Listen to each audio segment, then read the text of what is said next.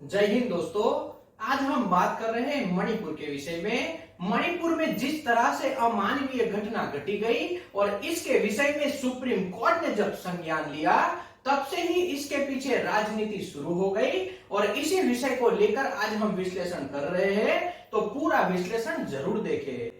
हमारी एक ही मांग है, जिसके साथ गलत तरीके का व्यवहार होता है, जिसके साथ अमानवीय घटना घटती है, उसका पूरा परिवार टूट जाता है या फिर बिखर जाता है। और ऐसे मामलों में किसी भी पॉलिटिकल पार्टी को इसमें राजनीति नहीं करनी चाहिए। लेकिन जब हमारे देश के माननीय प्रधानमंत्री इसमें राजनीति करने लगे तो कहीं ना कहीं ऐसा मानकर चलिए कि भारत की लोकशाही खतरे में है। क्योंकि ऐसे मामलों में जब प्रधानमंत्री राजनीति करते हैं, जो प्रधानमंत्री के अधीन पूरे देश की जो कानून व्यवस्था है वह उनके अधीन आती है। देश के गृह मंत्री के अधीन पूरी जो कानूनी व्यवस्था है वह कार्यरत होती है। देश के गृह मंत्री के अधीन देश की आर्मी, नेवी और एयरफोर्स काम करती है। और कहीं ना कहीं केंद्र में भी जब भारतीय जनता पार्टी की सरकार है और मणिपुर राज्य में भी भारतीय जनता पार्टी की सरकार है, ऐसे में पिछले लगभग 90 दिनों से वहां पर दंगे भड़क रहे हैं।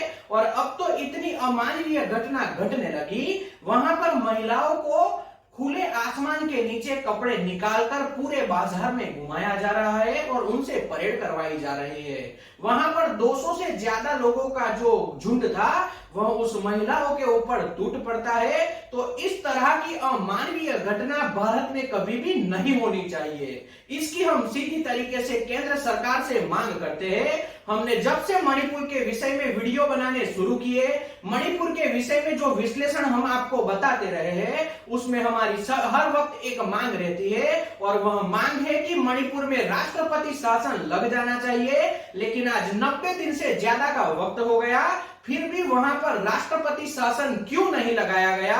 यह केंद्र सरकार से हमारा सीधा प्रश्न है। केंद्र सरकार को एक बार जरूर सोचना चाहिए। अगर वहां पर राष्ट्रपति शासन लग जाता है तो केंद्र सरकार और राष्ट्रपति के अधीन वहां पर आर्मी काम करेगी और वहां की लोकल पुलिस आर्मी के अंडर में काम करेगी। इस वक्त क्या हो रहा है, वहां पर मुख्यमंत्री के अधीन लॉ एंड ऑर्डर आता है, यानी कि किसी भी राज्य सरकार के अधीन वहां के राज्य का लॉ एंड ऑर्डर उनको संभालना होता है। तो वहां पर आर्मी के होते हुए भी आर्मी किसी भी तरह से कार्य नहीं कर सकती और इसी के कारण वहां पर बहुत ज्यादा दंगे भड़क रहे हैं। तो कहीं ना कहीं केंद्र सरकार से पहले दिन से आज तक सबसे बड़ी गलती है कि वहां पर अब तक राष्ट्रपति शासन नहीं लगाया गया। और दूसरी बात, वहां के मुख्यमंत्री का इतना ज्यादा वहां पर अमानवीय व्यवहार हो रहा है, वहां पे महिलाओं को नोचा जा रहा है, फिर भी वहां के मुख्यमंत्री का अब तक इस्तीफा क्यों नहीं लिया गया?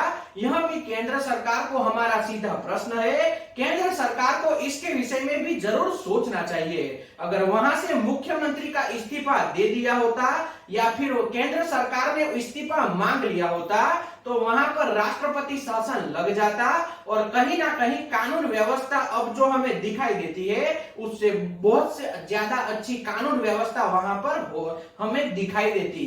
तो कहीं ना कहीं यह दो गलतियां केंद्र सरकार ने अब तक की है, ऐसा हमें लग रहा है। अब दूसरी बात करते हैं, जो विपक्षी पार्टियां हैं उन्होंने बहुत सी मांगे रखी और इसके सामने देश के प्रधानमंत्री ने जो संसद के बाद जो उन्होंने जो प्रवचन दिया उसमें 8 मिनट के करीब जो प्रवचन दिया उसमें करीब 1 मिनट तक उन्होंने मणिपुर के विषय में बात की। अब यहाँ भी पॉलिटिक्स जान लीजिए, जब प्रधानमंत्री लगभग 85 दिन के बाद अपना बयान देते हैं, यानी कि मणिपुर के विषय में कुछ बोलते हैं, उसमें भी वह राजनीति करना बिल्कुल नहीं छोड़ते। यानी कि आप एक बात समझिए, हमारे देश में दो तरह के प्रधानमंत्री हमें दिखाई देते हैं। एक प्रधानमंत्री होते हैं जो देश के प्रधानमंत्री होते हैं और दूसरे प्रधानमंत्री होते हैं जो भारतीय जनता पार्टी के प्रधानमंत्री होते हैं। तो कहीं ना कहीं उन्होंने मणिपुर के विषय में जो अपना बयान दिया, उन्होंने अपना बचाव करने की जो कोशिश की, उसमें हमें दिखाई दिया कि भारतीय जनता पार्टी के प्रधानमंत्री ने कहीं ना कहीं अपना निवेदन दिया है, ऐसा आप मानकर चलिए। क्योंकि उन्होंने स्पष्ट बताया छत्तीसगढ़, राजस्थान और मणिपुर जैसे राज्यों में जो कानून व्यवस्था है वह अच्छे तरीके से होनी चाहिए। यानी कि उन्होंने एक तरीके से ऐसे विषय में भी अपनी राजनीति करनी नहीं छोड़ी। तो कहीं ना कहीं प्रधानमंत्री की यह गलती आप मान सकते हो। अब इससे आगे दूसरी बात करते हैं। आप देख कर चलिए, उत्तर प्रदेश हो, हिमाचल प्रदेश हो या फिर भारतीय जनता पार्टी के ऐसे बहुत से राज्य हैं, वहां पर भी कहीं ना कहीं कानून व्यवस्था हमें अच्छी नहीं दिखाई देती। वहां पर भी बहुत से बलात्कार के केस देखने को मिलते हैं, लड़कियां अच्छे से बाहर नहीं घूम सकती या फिर लड़कियों के साथ अमानवीय व्यवहार देखने को मिलता है। तो ऐसे विषय में कभी भी किसी भी पॉलिटिकल पार्टी को राजनीति नहीं करनी चाहिए। अब असम के मुख्यमंत्री की बात करते हैं। असम के मुख्यमंत्री जब कांग्रेस में थे तब कांग्रेस की चापलूसी करना नहीं छोड़ते थे। अब जब वह भारतीय जनता पार्टी में शामिल हो चुके हैं और असम के हाल के मुख्यमंत्री है, तब वह हर एक मुद्दों को लेकर पॉलिटिक्स करने में बिल्कुल पीछे नहीं रहते और वो जो भी निवेदन देते हैं, जो भी बयान देते हैं, उसमें कहीं ना कहीं राजनीति दिखाई देती है। राजनीति उस बात में जरूर झलकती है और उस राजनीति को लेकर कहीं ना कहीं बहुत से राज्यों में भारतीय जनता पार्टी को आने वाले दिनों में परेशानी होगी, ऐसा भी हमें लग रहा है। क्योंकि कांग्रेस से आए जो मुख्यमंत्री है और हाल में भारतीय जनता पार्टी में वह मुख्यमंत्री है और असम से वह चुनकर चुनाव में जीत कर आए हैं, वह मुख्यमंत्री हर वक्त ऐसा बयान देते हैं और जिस वजह से राजनीति उनके मुद्दों में दिखाई देती है। लेकिन फिर भी हमारे देश के प्रधानमंत्री उन्हें बिल्कुल यह नहीं बताते कि आपको इसे जो बयान है वह पब्लिकली नहीं देने चाहिए, मीडिया के सामने ऐसे बयान नहीं देने चाहिए, क्योंकि कहीं ना कहीं वह ऐसे बयान देते हैं जिस वजह से दंगे भड़क जाते हैं और लोगों के बीच में जो घर्षण देखने को मिलता है उसमें कहीं ना कहीं बढ़ोतरी देखी जाती है। तो आप ऐसा भी मान लीजिए, मणिपुर का दौरा जब असम के मुख्यमंत्री करते हैं उसके दूसरे ही दिन वहां पर बहुत से गांवों को जला दिया जाता है, वहां पर दंगे बहुत जल्दी से बढ़ने लगते हैं। तो कहीं ना कहीं असम के मुख्यमंत्री को भी इस बात को समझना होगा, कहीं ना कहीं वह कांग्रेस का दामन छोड़ भारतीय जनता पार्टी में जरूर आ चुके हैं, लेकिन उन्होंने राजनीति का जो पूरा व्यवस्था है उसे बिगाड़ने की कोशिश हर वक्त वह करते रहते हैं। तो मुख्यमंत्री को भी हर वक्त सोचना चाहिए, कहीं ना कहीं हमारे देश में शांति देखने को मिले, ऐसी हर वक्त सभी पॉलिटिकल नेताओं को एक बार सोचकर ही अपने बयान देने चाहिए।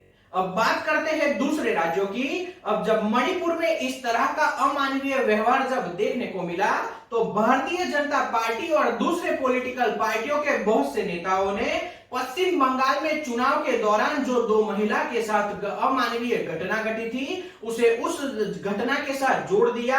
यानी कि मणिपुर में जिस तरह से 200 लोगों के जो झुंड था उसने दो महिलाओं को जिस तरह से प्रताड़ित किया उसके साथ बंगाल की घटना को जोड़ दिया गया, यानी कि बहुत अच्छे तरीके से राजनीति करने की कोशिश की गई। लेकिन ऐसे मामलों में भी प्रधानमंत्री की ओर से कोई भी बयान नहीं दिया जाता और भारतीय जनता पार्टी में जितनी भी महिला सांसद है, जितनी भी महिला मंत्री है, यानी कि जो भी महिला मंत्री अभी कार्यरत है, वह किसी भी तरह से ऐसी राजनीति करने से पीछे नहीं रहते और कहीं ना कहीं दंगे भड़काने में सत्ताधारी पक्ष हो या फिर विपक्ष हो, दोनों पार्टी साथ में मिलकर दंगे भड़काने की कोशिश करती रहती है।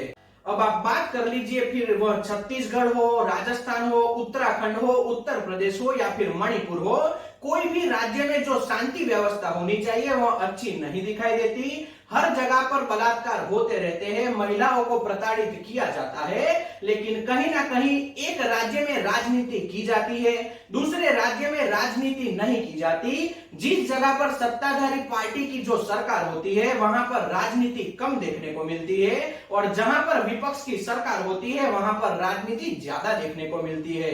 तो इन दोनों में बैलेंस बना के चलना चाहिए। आम जनता को बेवकूफ बनाना सभी पॉलिटिकल नेताओं को छोड़ देना चाहिए और कुछ भी हो जाए, लेकिन देश के प्रधानमंत्री को देश के प्रधानमंत्री के जैसे बयान देने चाहिए। वजह वह भारतीय जनता पार्टी के प्रधानमंत्री है, ऐसा व्यवहार हमें दिखाई देता है, यह बहुत गलत बात है। इसी तरह से किसी राज्य में जो भी पॉलिटिकल पार्टी की सरकार होती है वहां के मुख्यमंत्री को एक पॉलिटिकल पार्टी के मुख्यमंत्री के जैसे व्यवहार करने से सभी लोगों के मुख्यमंत्री के जैसे व्यवहार करना चाहिए।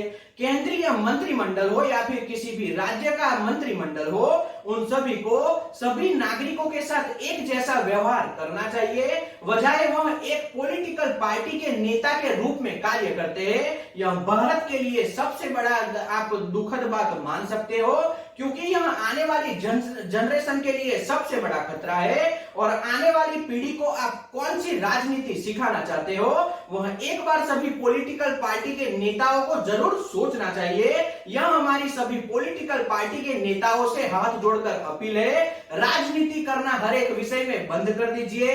हमारे देश को कैसे आगे बढ़ाना है, यह हमें सबसे पहले सोचना चाहिए। हमारे देश में जो भी कानून व्यवस्था डगमगा चुकी है, जहां भी कानून व्यवस्था गलत तरीके से दिखाई देती है, फिर वहां पर भारतीय जनता पार्टी की सरकार हो या फिर विपक्ष की सरकार हो, सभी को साथ में मिलकर उसे किस तरह से दुरुस्त करना है वह सोचना चाहिए।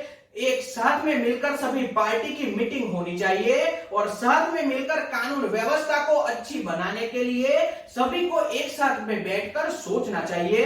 ऐसी ही हम आशा रखते हैं, लेकिन भारत में इस वक्त ऐसा बिल्कुल नहीं दिखाई देता। जब सुप्रीम कोर्ट किसी भी बात में हस्तक्षेप करती है, उसके बाद सत्ताधारी पक्ष हो या फिर विपक्ष हो, उनके बयान आते हैं और इसके पीछे राजनीति शुरू हो जाती है। तो यह सबसे बड़ी हमारे देश के लिए गलत बात आप मान सकते हो, क्योंकि सुप्रीम कोर्ट तक बात पहुंचने से पहले हमने जिसे वोट दिया है, जिसे हमने चुनाव जीतकर सत्ता में बिठाया है, उनकी ओर से कानून व्यवस्था अच्छी हो जानी चाहिए, ताकि सुप्रीम कोर्ट तक कोई भी बात न पहुंचे। अगर सुप्रीम कोर्ट तक बात पहुंचती है तो सुप्रीम कोर्ट भी ऐसा बताना चाहिए कि आपने बहुत अच्छी तरीके से कानून व्यवस्था बहाल की है और आपने जो डिसीजन लेने थे वो बहुत अच्छे तरीके से लिए हैं। लेकिन इस वक्त भारत में ऐसा बिल्कुल नहीं दिखाई देता।